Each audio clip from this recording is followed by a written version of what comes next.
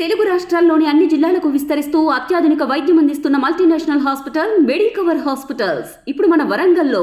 ప్రస్తుతం మనతో పాటు మంత్రి జూపల్లి గారు ఉన్నారు. సార్ చెప్పండి, ముఖ్యమంత్రి రేవంత్ రెడ్డి గారు అధికారికంగా ఇక్కడికి వస్తున్నారు. అధికారులతో ఎటువంటి అంశాలపై ప్రధానంగా చర్చ జరిపే అవకాశం ఉంది? ఇరిగేషన్, ఎడ్యుకేషన్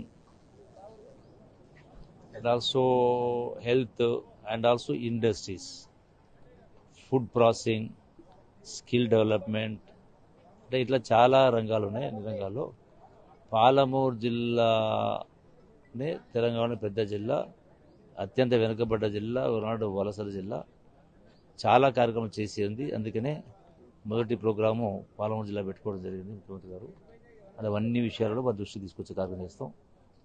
వీలైనంత వరకు మ్యాక్సిమం పాలమూరు జిల్లాకు ఎక్కువ నిధులు వచ్చే ప్రయత్నం చేస్తాం. Thank you.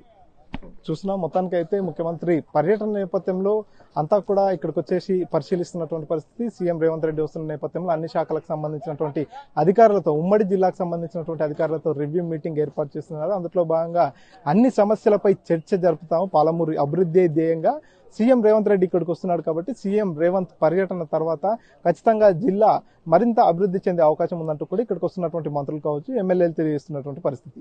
కెమెరా నర్సింగ్ రెడ్డితో మణికంఠ, RTV, మహబూబ్నగర్ నుంచి. మరిన్ని వీడియోస్ కోసం ఛానల్ ని సబ్స్క్రైబ్ చేయండి. లేటెస్ట్ అప్డేట్స్ కోసం వాట్సాప్ ఛానల్ ని ఫాలో చేయండి. అండ్ లింక్ డిస్క్రిప్షన్ లో ఉంది.